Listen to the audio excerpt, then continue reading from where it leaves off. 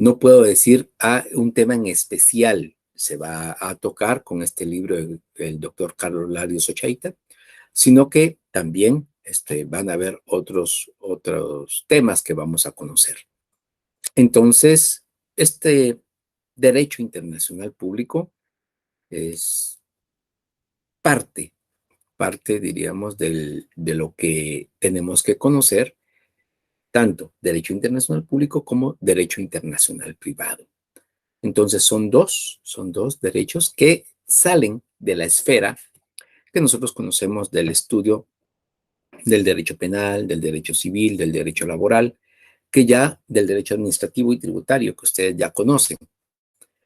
Ahora es derecho internacional público y vamos a conocer totalmente distinto la normativa del derecho internacional público. Pero eso no quiere decir, jóvenes y señoritas, que ustedes no tengan que conocerlo o que sea algo normal o fuera de para conocerlo. Estaremos viendo la posibilidad creo, si no estoy mal, hay un chat de Telegram que se tiene para esta situación. Les pediré, por favor, que me envíen una invitación al correo, el correo oficial de la universidad para poder interactuar con ustedes. Se sabe que algunos cursos pues van a tener una interacción. Vamos a verificar si en el transcurso de las clases vamos a poder interactuar. Si no, de lo contrario, pues por lo menos con el chat de Telegram, por favor, se los voy a pedir que alguno de ustedes me lo envíe vía correo electrónico, por favor, para que ya pueda ingresar y pueda también interactuar con ustedes. Muy bien, jóvenes y señoritas. Ahorita hay aproximadamente 165 alumnos conectados. Vamos a iniciar con la clase. Les pido, por favor, que tomen en cuenta en las demás clases, creo que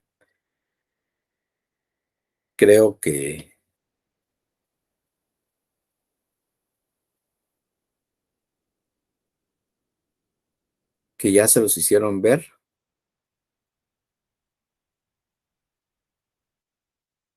Y esto se los quiero yo mencionar también, con las disculpas del caso que no se los pude poner en pantalla, pero lamentablemente no me dio mucho tiempo el día de hoy. Es un recordatorio, eso creo yo que ya lo han visto en las otras clases. Para que sean validados los cursos, deben haber cumplido con su asignación en el formulario F-0306-2019-01. La fecha límite para la asignación de cursos es el 25 de julio del 2022. Entonces, por favor, poner atención a esta situación. Si aún no has cumplido con este requisito, descarga, llena, firma y envía o entrégalo en tu sede antes de la fecha indicada. Los estudiantes que se asignen los cursos extemporáneamente tendrán una penalización de 25 quetzales por semestre por curso asignado, después de la fecha límite establecida para cada ciclo semestral, adicional a no ser ingresados al sistema por tal circunstancia. Entonces, por favor, jóvenes y señoritas, también se les envía copia de la solicitud de inscripción y reinscripción. Es el formulario ya mencionado, el F0306-2019-01. Entonces, por favor, lo pueden descargar y poder así tomar en cuenta y pues realizar las acciones correspondientes. La próxima semana lo tendrán en pantalla nuevamente por cualquier situación. Bien, entonces entremos en materia, jóvenes y señoritas. Es hora y media más o menos lo que tenemos de tiempo y les pediré por favor mucha atención a nuestro curso porque es un tema que normalmente no lo han conocido ustedes, salvo aquellas personas que hayan trabajado para el sector público, específicamente el Ministerio de Relaciones Exteriores, entonces sí existe la probabilidad que tengan cierto conocimiento de ello o con alguna firma internacional que conozca o que trabaje derecho internacional público. De lo contrario, jóvenes y señoritas, pues la mayoría, creo yo, que va a tener una iniciación en lo que es derecho internacional público. Cabe hacer mención, jóvenes y señoritas, que es necesario que ustedes pongan atención, no solamente graben la clase. La verdad, la mayoría puede grabarla y yo he tenido la oportunidad inclusive de verificar esas grabaciones. No, no solamente eso, sino que también poner la atención debida. Desde el semestre pasado ya lo han sabido ustedes, jóvenes y señoritas, que como catedráticos tenemos derecho a que las preguntas de estudio no sean las mismas de las preguntas de los parciales y del final. Entonces, tómenlo muy en cuenta porque mucha gente, como ya se sabe, ya se tiene ese conocimiento general, mucha gente no estudia, solamente responde el examen. Y lo peor de esto es que responde mal. Ni siquiera se dan a la tarea de estudiar, de escuchar las grabaciones, sino que solamente copiar las respuestas de otro compañero. Jóvenes y señoritas, se los digo de una sola vez, quienes están engañando son ustedes. Porque quien no estudia, definitivamente, cuando esté ejerciendo su profesión, se va a topar con que sí tenía que haber estudiado. Entonces, eso es muy lamentable. He tenido la mala experiencia de que los jueces pues hayan corregido a colegas que no tienen conocimiento, que no saben que una ley ya fue derogada o que ejercen una mala defensa de la persona que es su cliente.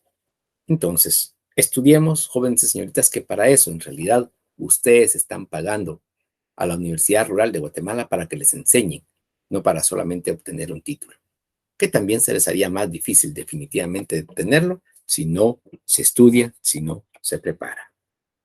Muy bien. Generalidades del derecho internacional público.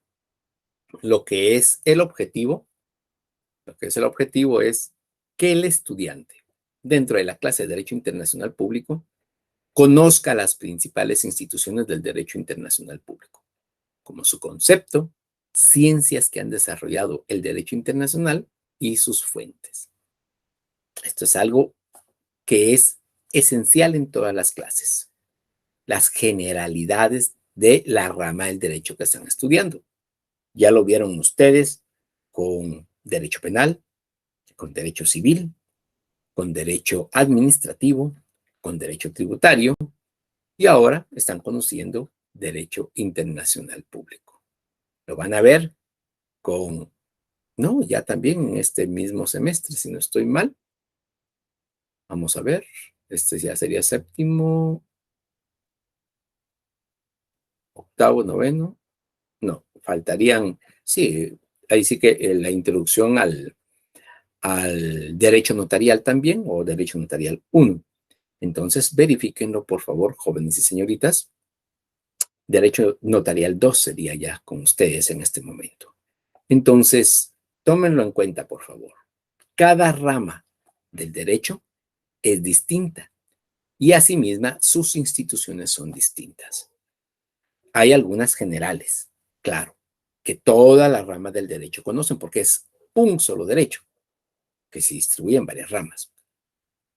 Y por ello mismo es necesario que se conozcan esas generalidades. La definición de lo que es derecho internacional público. Esto tómenlo en cuenta, por favor, porque es parte de lo que cada uno de nosotros debe de conocer.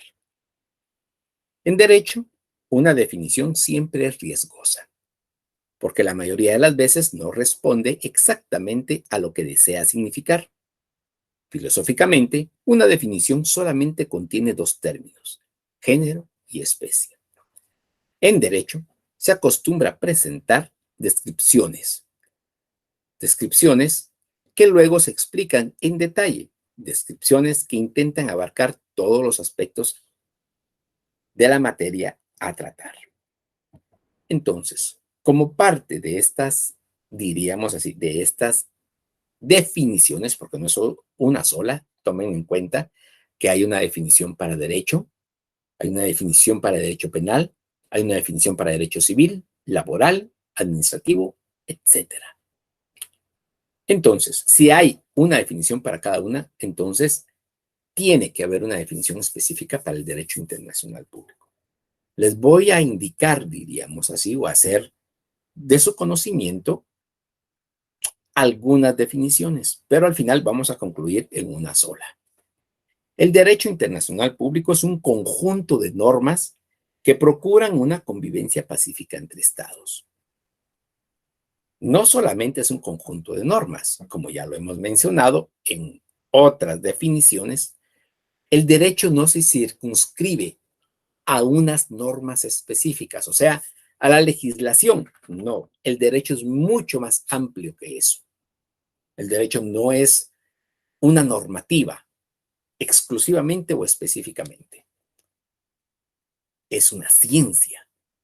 Y como ciencia, la constituye la doctrina, las teorías, los principios, las instituciones y por último, no lo malo, no por malo, dijo aquel, sino que como parte de una ciencia están las normas jurídicas que deben de ser parte de la ciencia del derecho.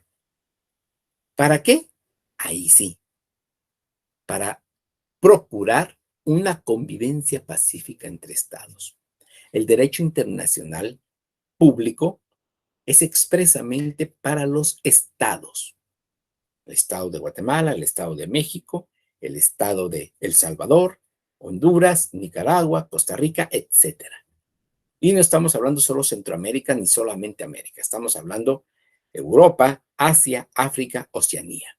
Entonces, es necesario que se conozca esa legislación, que es, como les informo, totalmente distinta. Inclusive la misma Constitución Política de la República establece que existe una normativa internacional, tanto para el derecho internacional público, tanto para lo que es los derechos humanos, que específicamente para los derechos humanos inclusive tiene preeminencia sobre la Constitución. El derecho internacional público no tiene preeminencia sobre la Constitución, pero sí la misma Constitución Política de la República establece que deberá formar parte del derecho interno. Vamos a ir conociendo posteriormente lo que es. Ahorita solamente son unas pinceladas. El derecho internacional, también llamado derecho internacional público o derecho de gentes, es el ordenamiento jurídico que regula las relaciones entre estados. Los estados solían ser los únicos entes con derechos y obligaciones internacionales, pero el actual derecho internacional también atribuye derechos y obligaciones a las organizaciones internacionales, las sociedades mercantiles y a los individuos. Aunque sigue siendo cierto que el derecho internacional se ocupa primordialmente de los estados. O sea, se ha ampliado a través del tiempo, desde la Segunda Guerra Mundial, expresamente, 1945 aproximadamente, ya vamos a ver la historia del derecho internacional público, es parte de el desarrollo que ha tenido este derecho internacional público. Con la creación de la Organización de las Naciones Unidas, como ya lo informaban, se les otorga derechos y obligaciones a organizaciones internacionales, la OEA, la ONU, la OMC, la OPEP, hay tantas, que esto les va a servir de base también para sus próximos cursos, como por ejemplo Derecho de Integración. Hay sociedades mercantiles y hay individuos. que el derecho internacional público les otorga también derechos y obligaciones. Los estados se componen de individuos y existen principalmente para satisfacer las necesidades de estos. El derecho internacional ha prestado siempre cierta atención a sí mismo a las relaciones de los individuos, si no con su propio estado, al menos con otros estados. O sea, no se puede dividir un individuo y un estado. No pueden tener derechos y obligaciones distintos, puesto que en tiempos relativamente recientes, los estados han aceptado, por mutuo acuerdo, diversos deberes hacia todos los individuos comprometidos en sus respectivas jurisdicciones. Aún las relaciones entre los individuos y sus respectivos estados han llegado a abrazar cuestiones de derecho internacional de modo más directo que cuando un estado aplica, como ocurre a menudo, el derecho internacional o una especie de este, como parte integrante de su propio sistema jurídico interno. No obstante, el derecho internacional ha sido y sigue existiendo esencialmente para los estados y de esa suerte contrasta con lo que los juristas internacionales suelen denominar derecho nacional, o sea, derecho interno o del Estado. Entonces, hay, diríamos así, una fusión entre el derecho internacional público y el derecho interno. ¿Por qué razón?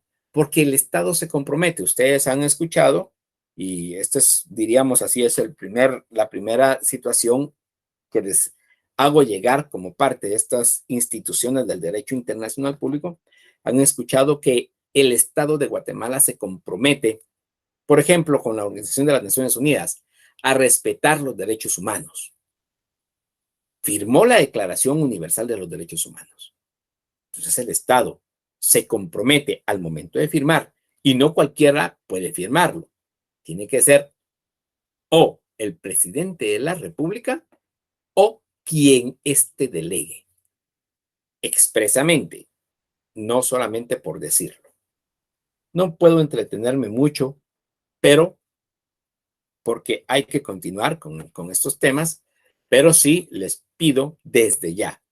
Esto solamente es una directriz. Necesito que ustedes, jóvenes y señoritas, puedan profundizar en este tema o en cada uno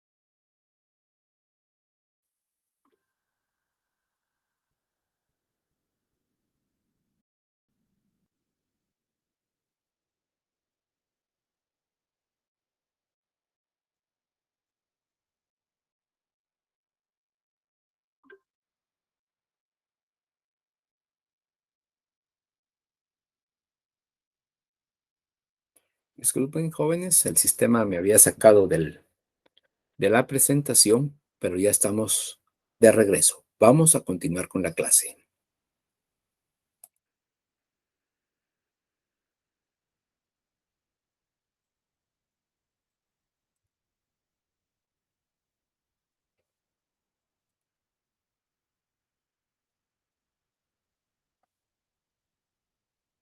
Muy bien, continuemos con la definición. ¿Ya lo vimos? Solamente me resta decir que como parte de la definición del derecho internacional público, tenemos que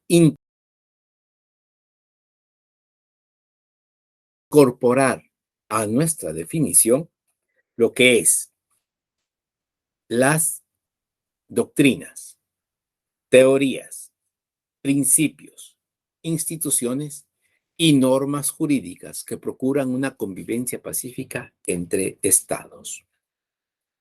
Continuemos. Ciencias que han desarrollado el derecho internacional público.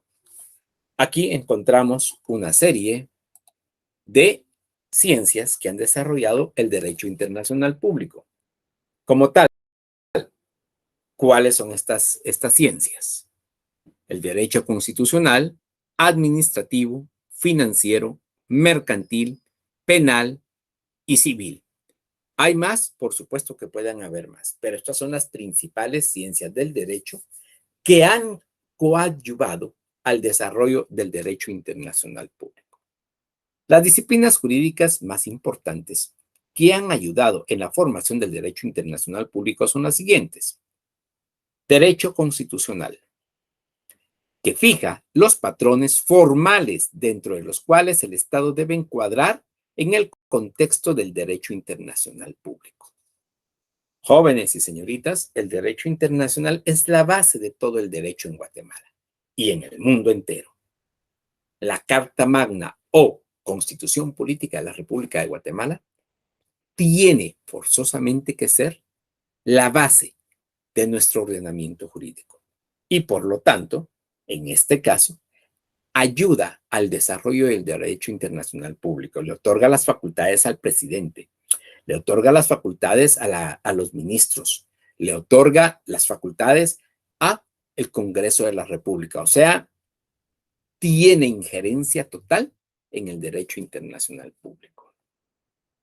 Lo siguiente, el derecho administrativo, que fija los procedimientos y señala los órganos competentes de su quehacer en el campo del derecho internacional público.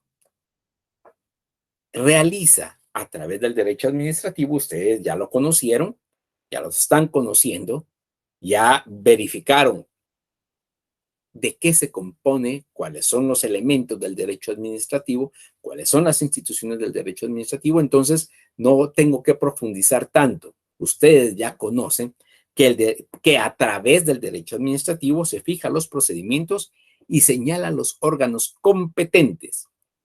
¿Quién firma los convenios o tratados internacionales?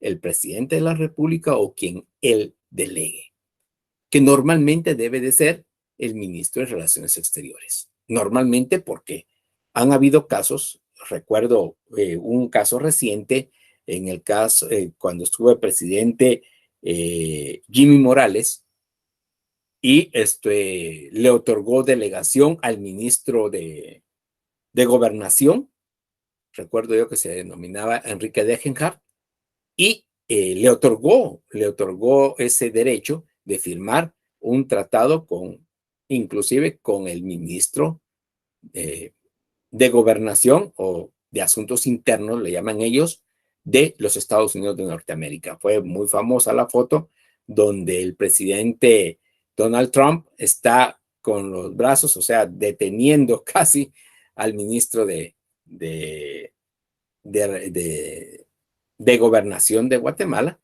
que también se le denomina de gobernación o interno, así, de ministro de Asuntos Internos de Guatemala. Por ello mismo, su par en Estados Unidos era el secretario de Asuntos Internos de los Estados Unidos de Norteamérica.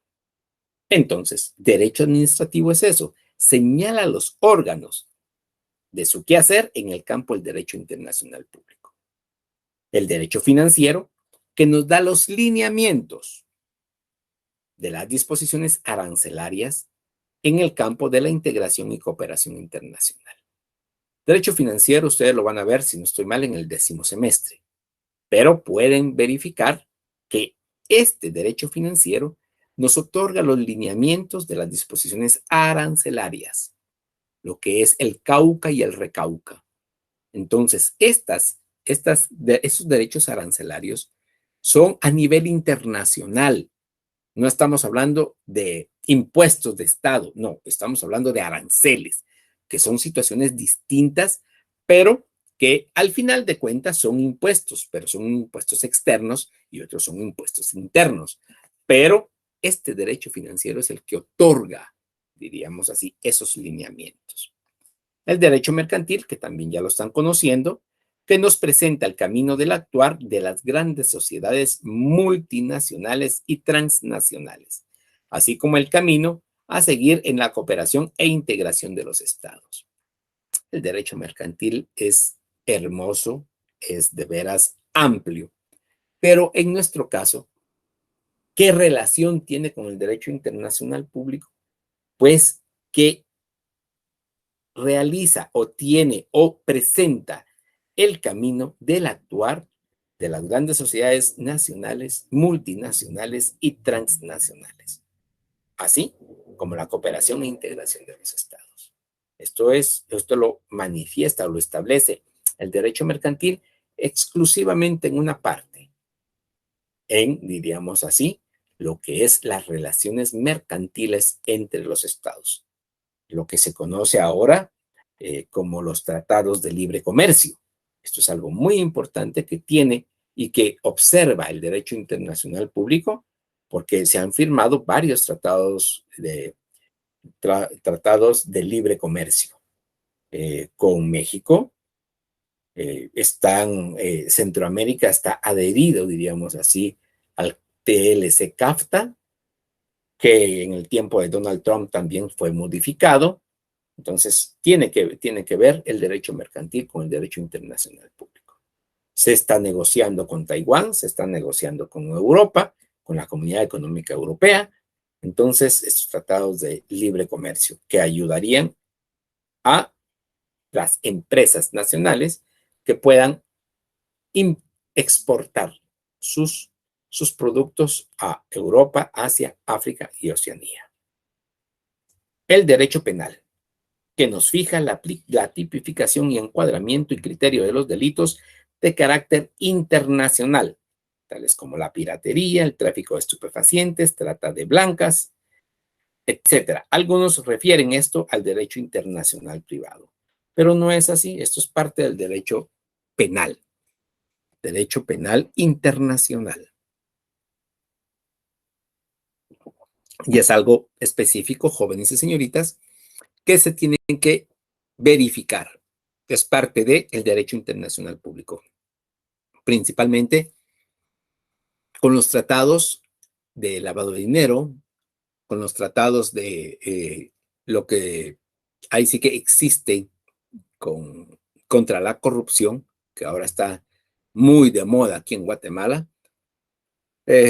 por cosas ahora actualmente negativas. Antes eran positivas, pero ahora son negativas, lamentablemente. No vamos a entrar a eso, no es nuestro tema de estudio, pero sí, Guatemala se ha adscrito, ha firmado las diferentes declaraciones a nivel internacional, los diferentes tratados a nivel internacional contra la corrupción, contra el lavado de dinero, contra estupefacientes. Hay varios tratados a nivel de derecho penal, pero lo ha afirmado esos tratados y esos tratados han pasado a ser parte del derecho interno guatemalteco. Y para finalizar, el derecho civil, que regula las situaciones jurídicas de personas jurídicas e individuales frente al quehacer jurídico internacional. Que esto va un poquito más, y esto yo lo llevaría un poquito más hacia lo que es el derecho internacional privado. Las disciplinas no jurídicas que más han incurrido o concurrido a la formación sustantiva del derecho internacional público son la historia, la geopolítica, la ciencia política, la sociología y la economía, que les pediré, por favor, jóvenes señoritas, que puedan profundizar en ella. Muy bien, continuemos. Evolución histórica. Esta parte es amplia, muy amplia. No la podemos tocar. Esto en realidad nos llevaría a una clase completa, la evolución histórica. Entonces vamos a tocar algunas pinceladas porque es parte. Esto es algo muy especial y les voy a pedir, por favor, que lo tomen muy en cuenta, inclusive que puedan tener su pensum de estudio a la mano. Porque cada clase, aunque sea extensa, la vamos a confirmar de acuerdo a nuestro pensum de estudio. Entonces, tienen opción para poder estudiar lo que establece el pensum de estudio. Yo les doy, diríamos así, la directriz, ya les informé cuál es uno de los textos base. No el único, pero sí el más conocido, que ya lo mencioné. Pero pueden profundizar sobre estos temas que es muy importante. La antigüedad y edad media del derecho internacional público. El enfoque ha dado lugar a dos escuelas, y esto sí es algo muy especial, muy especial, a dos escuelas del derecho internacional. Déjenme confirmar. Sí, pero vamos a verificar en primer término, dentro de lo que es la evolución histórica, la edad antigua y media. Estas escuelas vienen desde la edad antigua y desde la edad media. Lo que es la escuela dualista y la escuela, déjenme verificar,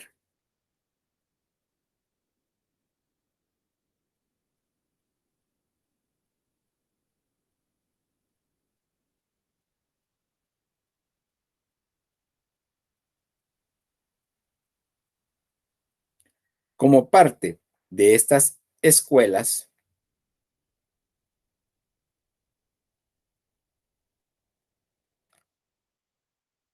la escuela dualista y la escuela monista. Son las dos escuelas que vamos a conocer también el día de hoy, que vienen desde la evolución histórica. En la antigüedad y la Edad Media, florecieron las sociedades de tendencia y carácter universalista, con conciencia de vocación conquistadora. En las mismas, el derecho internacional, tal como lo conocemos hoy, no pudo existir. O sea, en la antigüedad no podemos decir que existió el derecho internacional público, de ninguna manera. ¿Por qué razón? Porque la mayoría de las sociedades, estamos hablando de las sociedades conocidas a nivel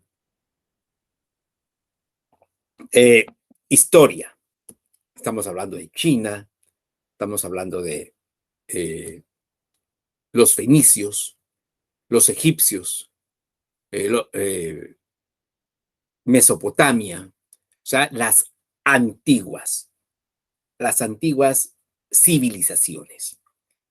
Florecieron las sociedades de tendencia y de carácter universalista, con conciencia y vocación conquistadora. Entonces, si iban a conquistar, no iban a firmar un tratado de conquista, iban a someter, porque así era en su momento, a someter a los pueblos conquistados.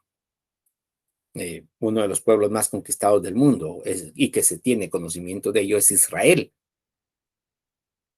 Israel desde la antigüedad, más de 5,000 años antes de Cristo. En las mismas, el derecho internacional, tal como se conoce hoy, no pudo existir. Otras sociedades antiguas se caracterizaron por su tendencia aislacionista, cerradas sobre ellas mismas, carentes de ambición para entablar contactos, comercio, comunicación, intercambio, etc. con las otras sociedades con las cuales coexistía. Entonces simplemente no hubo, diríamos así, relaciones, no hubo relaciones de lo que es de relaciones internacionales. No, principalmente Edad Antigua y Edad Media, principalmente la conquista. Los romanos, los godos, los mongoles, los árabes, que conquistaron casi todo el mundo conocido en ese momento, casi toda Europa, parte de Asia. Hay varias en la historia, se conocen mucho. Las formaciones de los estados. Voy a verificar el tiempo porque tenemos que ir conforme a nuestro tiempo. La formación de los estados. El derecho internacional nació con la desintegración del Sacro Imperio Romano, que dio lugar a la formación de diferentes unidades de diferentes denominaciones.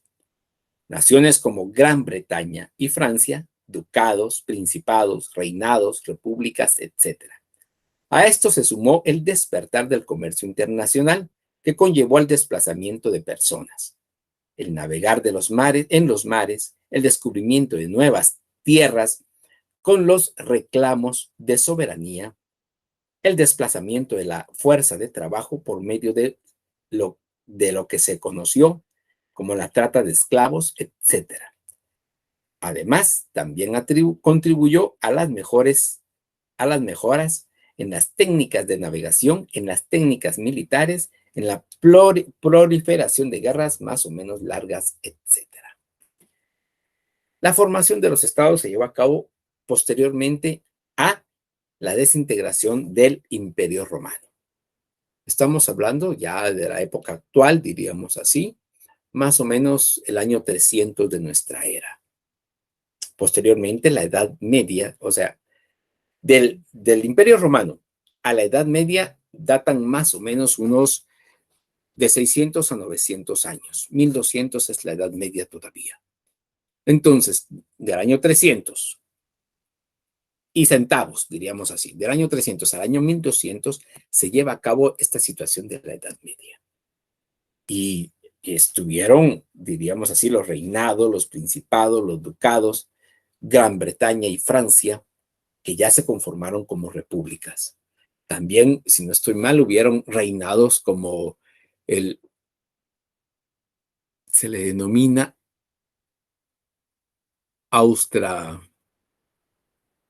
el italiano. Hubieron varios reinados en Italia. Estamos hablando de Sicilia, estamos hablando de Nápoles, estamos hablando de Florencia, estamos hablando de diferentes principados, diríamos así, de los diferentes reinados. Gran Bretaña, muy conocido Francia con eh, la monarquía francesa, la monarquía española. Hay monarquía en Alemania también, en Rusia también, en la época de la Edad Media. Y todo eso se comenzaron a conformar los estados. En esta época brillaron Hugo Grocio, a quien algunos consideran el padre del derecho internacional. Fue un hombre polifacético, teólogo, jurista, historiador, diplomático. Fue embajador de Suecia en París durante los últimos 10 años de su vida. Para él, la base de todo derecho es el derecho natural, o jus naturale, entendido como un conjunto de leyes derivado de la razón universal. Se resume en los grandes principios de el daño exige reparación, pacta sunt servanda, que lo vamos a ir conociendo poco a poco. Es un principio también del derecho internacional público. El pacta sunt servanda. Existe libre navegación en los mares, etc. Según él, el jus gentium el jus gentium es el derecho de las gentes, que también es una denominación del derecho internacional público. Se opone al jus naturale, siendo aquel la ley costumbrista de las naciones formadas por la conducta y voluntad de las mismas, el jus voluntarium, o positivismo. En España también estuvo un gran erudito, un gran jurista, Francisco de Vitoria y Francisco Juárez, teólogos, filósofos, historiadores y juristas. Fundamentan sus teorías en la Suma Teología de Santo Tomás de Aquino y aplican el método escolástico, que ustedes en algún momento determinado dentro de lo que es introducción al estudio del derecho tuvieron que haber conocido. Las escuelas del derecho normal, diríamos así, la escuela naturalista, la escuela positivista, la escuela escolástica, etc. La Revolución Francesa. La Revolución Francesa alteró sustancialmente la organización de la comunidad internacional. Trajo consigo las ideas de libertad e igualdad, introdujo la idea de organización de los estados nacionales, la igualdad de derechos para todos y la libertad de los mares para el mundo. En 1814 surge la primera forma de gobierno internacional a cargo de Austria, Prusia, Gran Bretaña y Rusia. Más tarde, en 1815, se forma la Santa Alianza con Austria, Prusia y Rusia.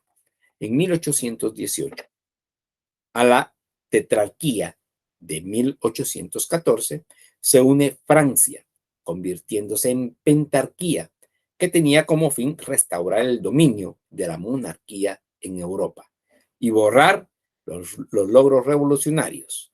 En esta misma época, Estados Unidos en América, con fuerte personalidad internacional y poderío, proclama la doctrina Monroe, destinada a frenar las ambiciones europeas en América y declarando los principios de no colonización, aislamiento y no intervención. Eso hasta la presente fecha, jóvenes y señoritas. La Revolución Francesa, recuérdense, cuando se llevó a cabo la Revolución Francesa, 1778. Entonces, esta Revolución Francesa crea en Europa las ideas de libertad e igualdad e introdujo la idea de organización de los estados como actualmente los conocemos, en poderes y pesos y contrapesos. Para concluir esta parte evolutiva, la evolución histórica del derecho internacional público, las guerras mundiales, precedidas de una era de gran tensión internacional, se desencadenan las dos guerras mundiales, al final de las cuales surgieron la Sociedad de las Naciones o Liga de las Naciones en la Primera Guerra Mundial, 1918 aproximadamente, y la Organización de las Naciones Unidas, 1945. En ambas organizaciones se reconoce el principio de igualdad entre los estados. Eso es un principio primordial del derecho internacional público, la igualdad entre los estados, soberanía de los estados y la solución de los conflictos por medios pacíficos. En las Naciones Unidas introdujo además la idea de seguridad colectiva contra agresión armada, lo que actualmente está solicitando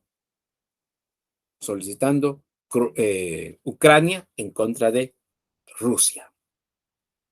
Repito, en las Naciones Unidas se introdujo además la idea de seguridad colectiva contra la agresión armada, el desarrollo de organizaciones de ámbito universal para resolver problemas económicos sociales. Sobre todo en ambas organizaciones se reconoció expresamente la existencia de un cuerpo de normas llamado derecho internacional, orientado a regular las relaciones entre estados soberanos. Se introdujo además el registro de los tratados, creando así una fuente segura de derecho internacional. Esto es la evolución histórica de lo que es el derecho internacional. Como ya les informaba, jóvenes y señoritas, lo que son las escuelas del derecho internacional. El enfoque ha dado lugar a dos escuelas o tendencias bien marcadas, cada una con seguidores de mucha aceptación y autoridad en el derecho internacional. De una parte, aquellos que enfocan el origen del derecho internacional haciéndolo coincidir con el nacimiento de los estados más antiguos, tales como China, Fenicia, Esparta, Atenas, Babilonia, India, etcétera. Y otros con, diríamos así, más recientes con los estados más recientes, como España, Inglaterra, Francia, Holanda, Alemania, Italia. Estos estados representan 45 siglos de historia. Otros enfocan el origen del derecho internacional como con la formación de los modernos estados europeos del siglo XVI de nuestra era, después de lo que es la Edad Media. Ambos tienen seguidores de mucha autoridad. En la primera escuela mencionamos a Miaja de la Abuela, Oppenheim, Pontemkin, Cisneros, Fuenwich. En la segunda escuela también se pueden mencionar a Verdós, von Liszt, Rousseau, Sepúlveda. Y pues que tienen mucho que ver, diríamos así, con la evolución histórica de lo que es el derecho internacional. Caemos a lo que es también esta escuela dualista y monista que establecen o que quieren hacer ver la relevancia que tiene el derecho internacional con el derecho nacional.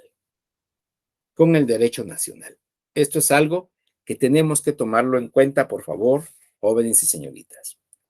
Entre los autores han existido discusiones por establecer si el derecho nacional o interno y el derecho internacional o externo son dos ordenamientos jurídicos distintos.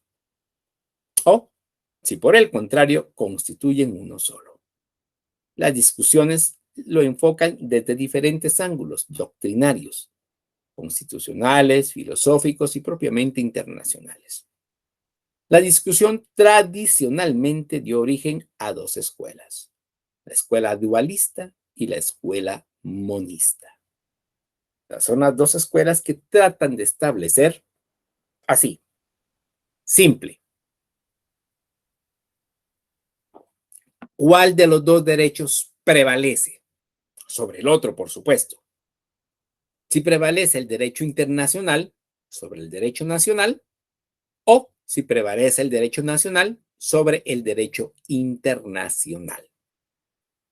La escuela dualista afirma que esta es una cuestión más teórica que real, que la realidad apoyada por la jurisprudencia, la legislación interna y la doctrina moderna ha demostrado que existen dos órdenes diferentes, cada uno con sus propias reglas. En su apoyo, cita que existen sujetos diferentes, estados e individuos. Tienen fuentes diferentes en su prioridad y las normas internacionales obligan a los individuos solo cuando han sido aprobados por los estados a través de su órgano competente que las ratifica, incorporándolas a su sistema jurídico interno. Y la escuela monista establece que el derecho interno y el derecho externo forman un solo orden armónico y son manifestaciones de un solo cuerpo. En caso de conflicto entre el derecho interno y el derecho externo, algunos afirman que debe prevalecer el derecho interno, o sea, el derecho nacional. Otros que debe ser el derecho externo. Aquellos que sostienen esta segunda modalidad lo fundamentan en la imposibilidad de que exista oposición entre el derecho interno y el derecho externo. Sin embargo, sobre esto algunos sostienen que sí puede existir la posibilidad de oposición, pero que en tal caso la oposición tendrá solamente efectos internos y ser provisional hasta que él o los estados afectados soliciten su derogación y deberá obligatoriamente adecuarse al derecho internacional. La escuela moderada siempre ha tenido más seguidores. Verdós, Skell, Lauterbach, Mirkin, etcétera. Entonces, jóvenes y señoritas, estas dos escuelas, la dualista y la monista, pues tienen sus puntos de vista particulares, pero como ya les indico, inclusive nuestro derecho, nuestra Constitución Política de la República establece que tiene o hay preeminencia sobre el derecho interno, sobre la Constitución Política de la República, únicamente en caso de derechos humanos. El derecho internacional en caso de derechos humanos. Pero existe esa posibilidad, o sea, no está cerrada. Nuestro derecho interno no está cerrado a que el derecho internacional sea preeminente sobre el derecho nacional. Es cierto que existen otros muchos tratados. Por ejemplo, el Tratado de Libre Comercio, que nunca puede ser una legislación preeminente sobre el derecho nacional, pero son tratados también. En los tratados de extradición firmados con diferentes países del mundo otorgan ese derecho, pero nunca es preeminente. O sea, no es mayor el derecho internacional que el derecho nacional, pero sí en caso de derechos humanos. Entonces existe esa todavía discusión de una teoría de cuál de las dos escuelas, la dualista o la monista, es la que se establece en Guatemala y en cada uno de los países del mundo. Por esto es algo muy importante. Aquellos que sostienen la segunda, o sea, la teoría monista, que establece que el derecho interno y el derecho externo forman un solo cuerpo, un solo orden armónico y son manifestaciones de un solo concepto, lo fundamentan en la imposibilidad de que exista oposición entre el derecho interno y el derecho externo. O sea, no puede haber contradicción, tiene que haber unidad. ¿Por qué razón? Porque la naturaleza del derecho externo, del derecho internacional, es la paz, es la armonía. Y como ya lo escuchamos, ya lo indicamos, específicamente es la procura la convivencia pacífica entre los estados. Entonces, no puede haber contradicción, tiene que haber unidad. Vamos a continuar con nuestra clase. Disculpen que los lleve corriendo, jóvenes y señoritas, pero es bastante extensa la clase. Fuentes del derecho internacional público. Vimos definición, vimos historia, vimos las escuelas ahorita del derecho nacional, o sea, la escuela dualista o la escuela monista. Ahora conoceremos las fuentes del derecho internacional público, que como ustedes podrán ver en su diapositiva, hay fuentes principales y hay fuentes secundarias. En primer término, las fuentes principales. Estas fuentes las vamos a ir desarrollando en el transcurso del curso. Hoy solo se los doy a conocer, pero sí tomemos en cuenta que es parte fundamental del curso. Los convenios o tratados, que vamos a conocer varios convenios y tratados internacionales, que es muy importante para nosotros y para ustedes, jóvenes y señoritas, tener ese conocimiento básico de lo que es el derecho internacional público. La costumbre, que aunque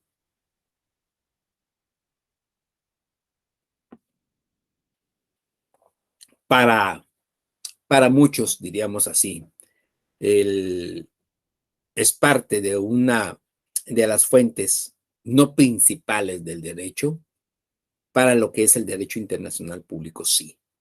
Y en realidad, primero fue la costumbre y después fueron los convenios o las normas.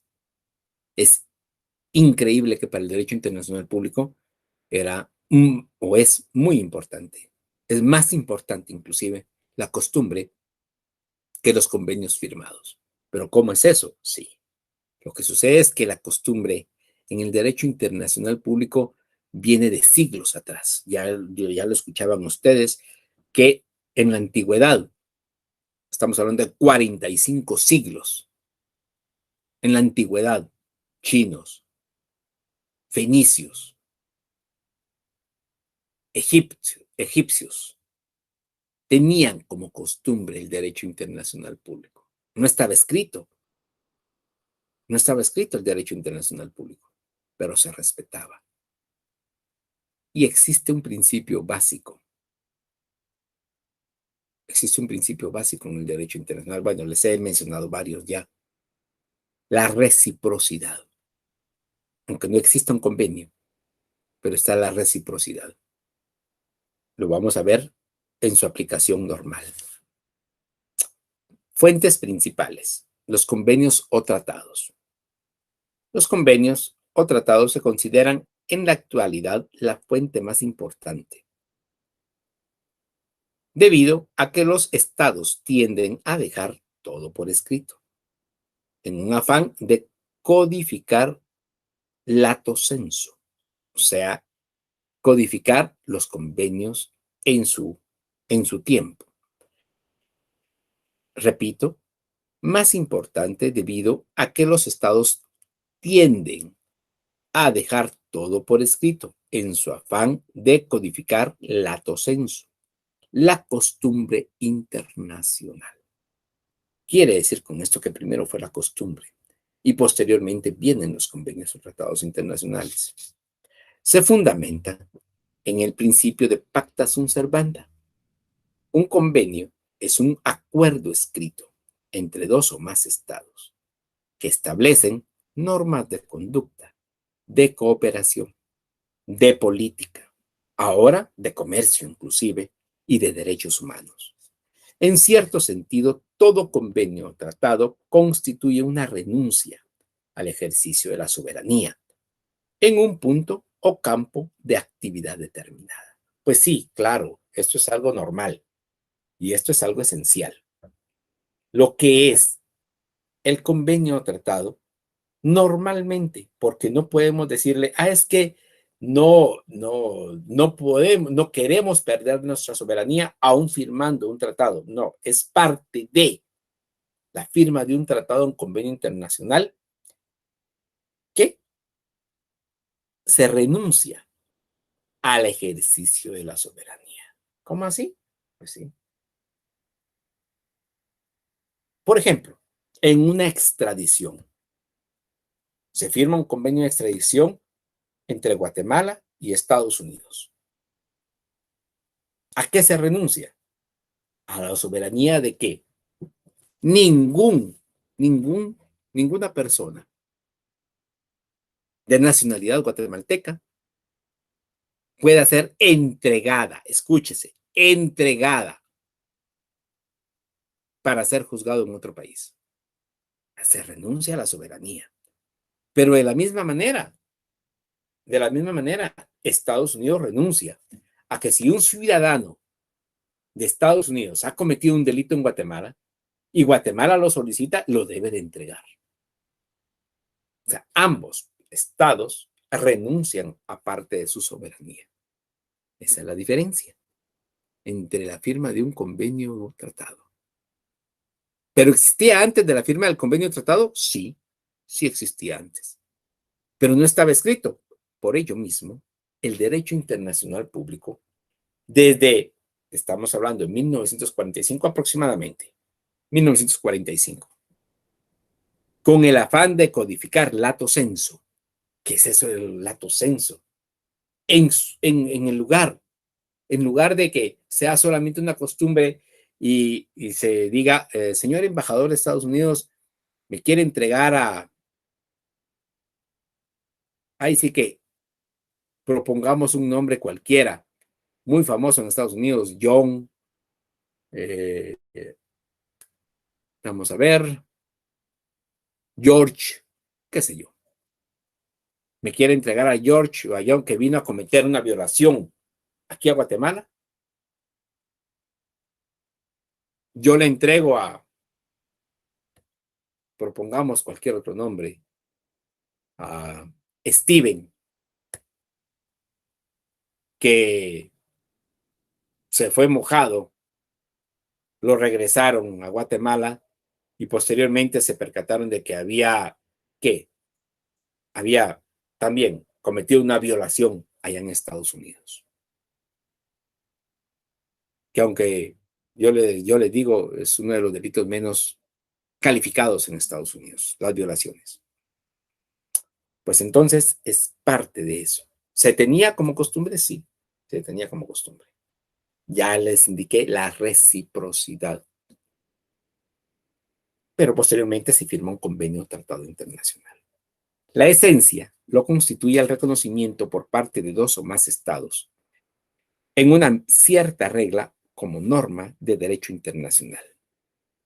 Hoy en día, todos los autores concuerdan, como dijimos antes, en que esta es la fuente principal, los convenios o tratados internacionales.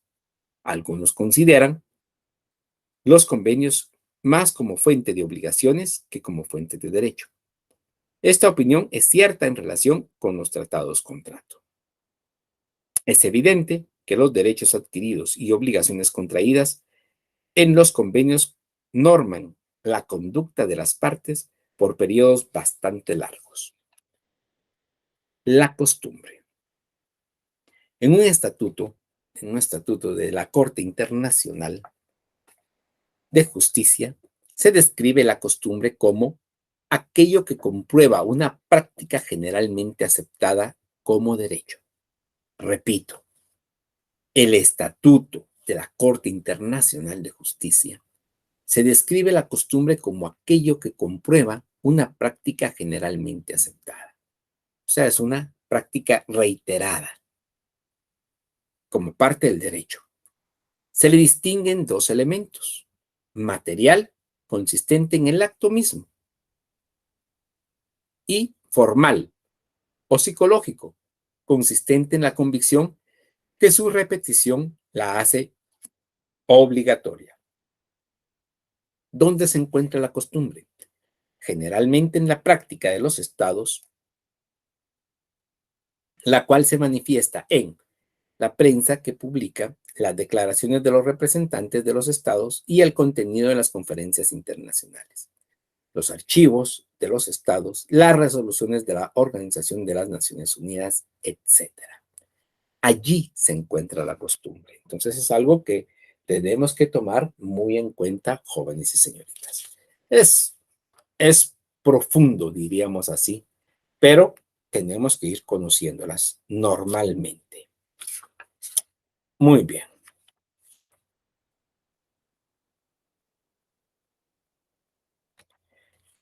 Las fuentes secundarias o auxiliares de del derecho internacional público. ¿Cuáles son estas? La jurisprudencia. Ya debemos de saber qué es jurisprudencia. Por favor, tómenlo muy en cuenta. Lo hemos visto o lo han visto ustedes en derecho constitucional. La jurisprudencia involucra tanto los fallos judiciales internacionales como los fallos judiciales nacionales. Por fallos judiciales internacionales entendemos las sentencias emitidas, escúchese bien, porque no son tribunales nacionales. Por favor, jóvenes y señoritas. Las sentencias emitidas por la Corte Internacional de Justicia y el órgano que la precedió.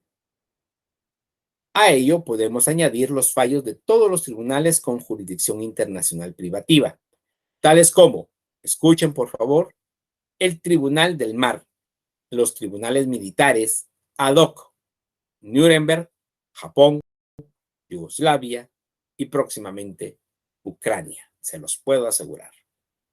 Tribunales proyectados dentro del derecho internacional del medio ambiente, de la Organización Mundial de Comercio, OMC, el tribunal previsto para la Antártida, etc. Por fallos judiciales nacionales entendemos aquellas sentencias emitidas por las Cortes, Corte de Constitucionalidad, Corte Suprema de Justicia, tribunales, salas y tribunales, y juzgados nacionales que conocen de algún problema que involucra algún aspecto internacional. Eso es la jurisprudencia a nivel internacional, jóvenes y señoritas. Doctrina. Ante la dificultad de conocimiento general, dificultad de interpretación y dificultad de descubrir el derecho internacional, la doctrina de los publicistas de las diferentes naciones constituye una fuente importante del derecho internacional. Entendemos por publicistas los más destacados autores académicos que nos han legado por escrito sus investigaciones. Por ejemplo, Grocio, Vitoria, Suárez, Del Valle, Verdós, Kelsen, Sorensen, etc. Y en Guatemala, la doctrina, diríamos así, establecida por Villagrán Kramer, etc. La doctrina la encontramos en textos de docencia, manuales, revistas especializadas, generales y específicas. Doctrina que es muy rica actualmente en casi todos los países del mundo. Los principios generales del derecho. Son varios, solamente vamos a mencionar algunos, vamos a ir profundizando un poco más en ellos en el transcurso de las diferentes clases que vamos a tener.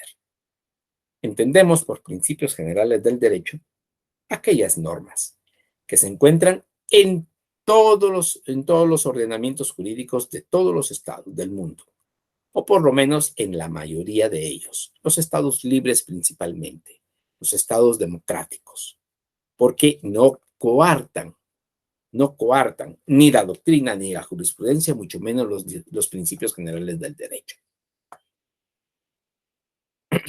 No se trata necesariamente de principios consagrados en convenios, aunque no se descartan, sino de principios que regularmente han sido aplicados en los tribunales, por ejemplo, el debido proceso, el derecho a no acusarse a sí mismo, la presunción de inocencia, indemnización por daño causado injustamente, excepción de fuerza mayor para el cumplimiento de las obligaciones, prescripción extintiva y adquisitiva, y nadie puede ser juzgado en su propia causa.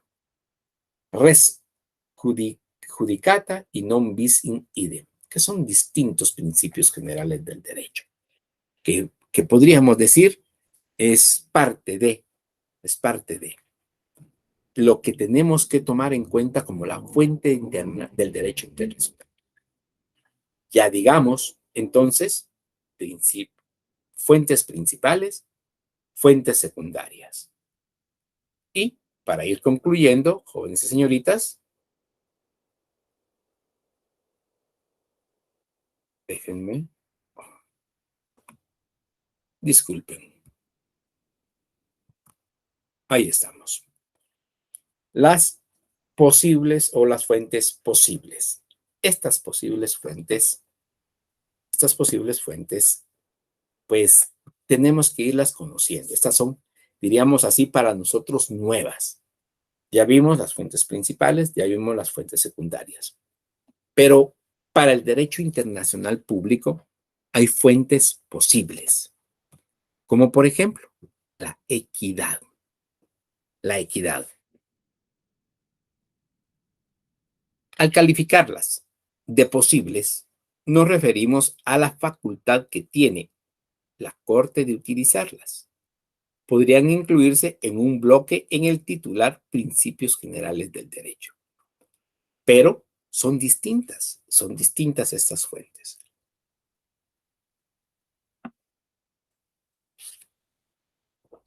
Por ejemplo, la equidad. El artículo 38 es claro en decir que lo anterior no restringe la facultad de la Corte, es decir, la deja libertad, la de flexibilidad, la sujeta al consentimiento expreso de las partes en conflicto. Tiene carácter facultativo y condicionado.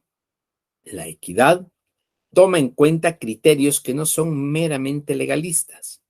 Se refiere a que cuando, utilizando la letra muerta de las disposiciones legales, se cometiera una injusticia, entonces se permite aplicar otros criterios de carácter humano, o sea, justo, en el amplio sentido de la palabra.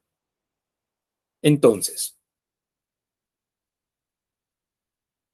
hay instituciones, como por ejemplo la equidad, que no necesariamente, por ejemplo, para el derecho interno, la equidad no tiene ningún valor. Es cierto, el derecho interno debe de ser equitativo para las partes. Podría ser, diríamos así, el derecho penal, que hay un acusado y hay un acusador, pero los dos tienen, diríamos así, calidad de abogados, diríamos así. Uno, por ejemplo, el fiscal, el acusador, y otro que tiene la opción de poder contratar a un abogado defensor. Y si no tiene la capacidad de defenderse, el Estado proporcionará una. Ahí hay equidad. Ahora se ha ampliado un poco más esa equidad. ¿Por qué razón? Porque ya existe un instituto de la víctima. Y ese instituto de la víctima establece que si puede haber una posible víctima, un tercero, que no es el acusador, que no es el acusado, sino que una tercera víctima no responsable de los hechos, este también debe tener un abogado. Interesante punto. Muy bueno, pero es la equidad en su totalidad. El jus cogens, también llamado derecho imperativo. Eso quiere decir jus cogens, derecho imperativo. Jus es derecho judicial, jurídico. Cogens, imperativo. O sea, es un derecho imperativo. El derecho imperativo, así se podría traducir esta posible fuente, se trata de una regla que ha sido aceptada y reconocida como tal por la comunidad internacional de estados en su conjunto. Pero la carga de probar la aceptación y reconocimiento queda a quien la invoca como tal. Se acerca bastante a lo que llamamos principios generales del derecho internacional aceptados. Puede tener su origen tanto en los tratados como en la costumbre, y es tal su fuerza que puede llegar a nulificar los mismos tratados, que contravienen el jus cogens o el derecho imperativo. ¿Pero de qué se trata esto? De una regla que ha sido aceptada y reconocida como tal por la comunidad internacional. Como por ejemplo, ¿qué regla? El derecho de reciprocidad. El derecho de reciprocidad. Pero si un tratado establece, por ejemplo, que no se puede extraditar a un presidente de la República, un tratado, así lo establece. Se exceptúa que se extradite al presidente de la República o vicepresidente de la República, ya sea en funciones o expresidentes. Pero el jus cogens, el derecho imperativo, establece que si ha cometido un delito en el país que sea requerido, pues debe ser entregado. Entonces, aunque una normativa, un convenio, un tratado establezca lo contrario, el jus cogens vota ese convenio. Tan fuerte es la costumbre. Es la costumbre en el derecho internacional público que puede hacerse a través de esta normativa, que ha sido aceptada y reconocida como tal por la comunidad internacional. Inclusive, Honduras acaba de extraditar a su presidente, o en un proceso de eso está. La opinión pública. Ya vamos terminando, jóvenes y señoritas. Estamos bien. 5 minutos. La opinión pública, con la influencia que tienen en la actualidad los medios de comunicación, fácil es cambiar la opinión de la población. Fácil es también formar una opinión. Fácil es comunicar en pocos minutos con la totalidad de la opinión mundial y crear así corrientes termómetros que nos muestren el consenso de la opinión mundial. El ir al encuentro de dicha opinión podría significar una perturbación seria para la paz y la tranquilidad mundial. De lo anterior, se concluye que dicha opinión mundial sí puede hacer inclinar la balanza de un conflicto o sí lo puede hacer, entonces significa que la opinión mundial pública sí es una fuente importante del derecho internacional. Eso es algo muy importante. Actualmente la opinión pública y que el derecho internacional público sí la puede tomar en cuenta como una posible fuente del mismo derecho internacional. Los actos de las organizaciones internacionales. Nos referimos aquí especialmente a las organizaciones gubernamentales. Y dichos actos están representados principalmente en las resoluciones de la Organización de las Naciones Unidas, en las recomendaciones del Consejo de Seguridad de dicho organismo, por ejemplo, los actos relativos a condenar la guerra, por ejemplo, la guerra entre Rusia y Ucrania, y las agresiones armadas, el designar como depositario de los tratados a la Secretaría de las Naciones Unidas, las resoluciones referentes a la investigación, explotación y exploración y explotación espacial, las resoluciones referentes a la investigación, exploración y explotación de energía atómica y nuclear, etcétera. Estos actos de las organizaciones internacionales, principalmente la Organización de las Naciones Unidas, se debe de tomar en cuenta como una posible fuente del derecho internacional público. ¿Por qué razón? Porque allí el conglomerado de los estados debidamente reconocidos. Es importante que ustedes, por favor, verifiquen actualmente en la ONU cuántos estados están debidamente reconocidos. Pero ahí están con el conglomerado de los estados. Si se ponen de acuerdo, por ello mismo, las resoluciones de la Organización de las Naciones Unidas, las recomendaciones del Consejo de Seguridad, las, eh, las resoluciones referentes a la investigación, todo tiene o forma parte de las posibles fuentes del derecho internacional público, pero principalmente los actos de la Organización de las Naciones Unidas. Y para terminar, jóvenes y señoritas, los actos unilaterales de los estados. Entre dos estados que enfrenten algún diferendo, los actos unilaterales de uno de ellos en relación con el asunto que los enfrenta pueden constituir fuente de derecho internacional y sustentaría el estopel. Para ello es necesario que el acto haya emanado de un órgano competente de dicho Estado frente a la comunidad internacional. ¿Qué quiere decir con esto? Porque creo yo que no debemos, diríamos así, no debemos de desubicarnos en este momento. Por ejemplo, el acto entre dos estados, o sea, los actos unilaterales de los estados, que enfrenten algún diferendo, los actos unilaterales de uno de ellos en relación con el asunto que los enfrenta puede constituir fuente de derecho internacional. Puede, como por ejemplo lo que está sucediendo ahorita entre Rusia y Ucrania. Rusia no le declaró la guerra a Ucrania, sino que hasta en febrero de este año.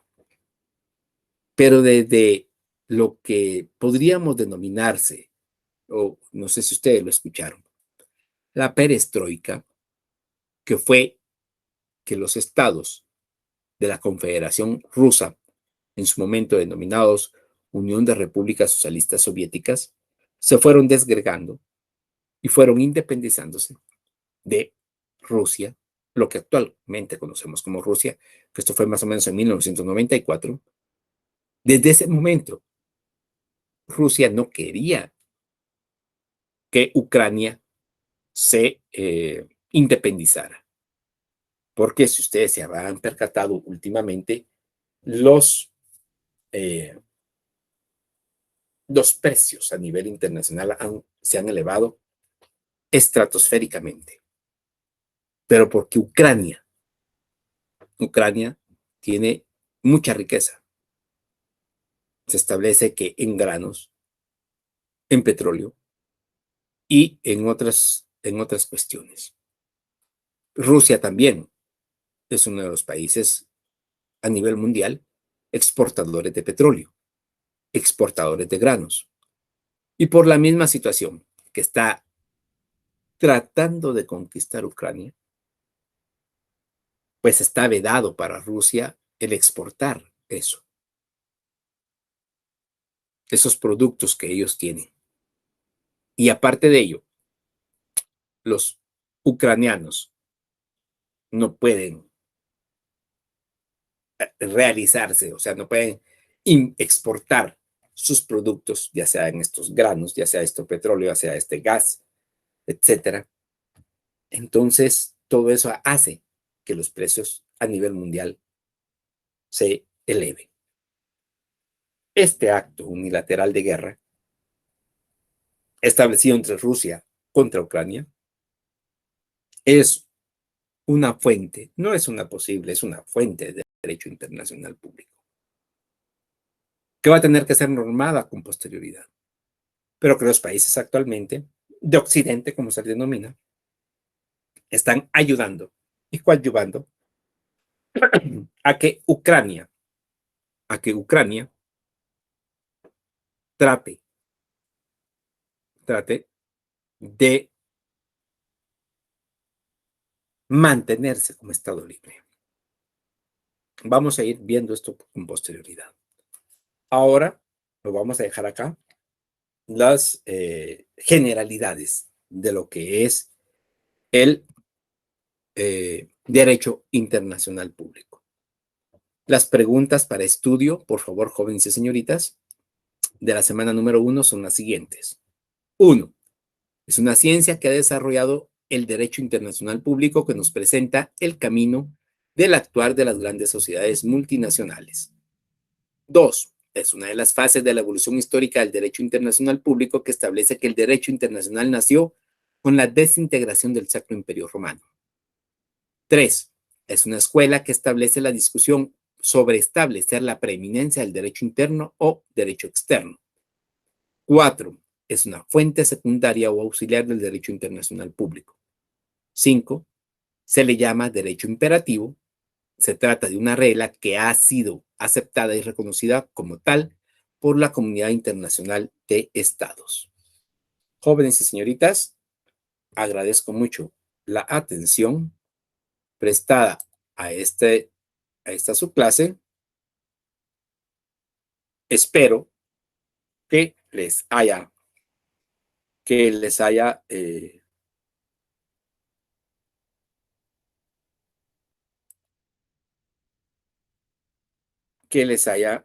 establecido, o por lo menos de conocimiento general, les haya servido esta clase de Derecho Internacional Público. Vamos a continuar de acuerdo al pensum de estudio. Por hoy ya nos pasamos un par de minutos, espero no interrumpirles tanto. Y la próxima semana, sí, como ya lo indicamos, estaremos puntuales para poder continuar con este proceso de enseñanza-aprendizaje. Agradezco mucho la atención prestada, ni siquiera me había presentado, con las disculpas del caso. Mi nombre es Abraham Vela y voy a estar con ustedes en este curso de Derecho Internacional Público. Buena tarde y para los que no han almorzado, buen provecho.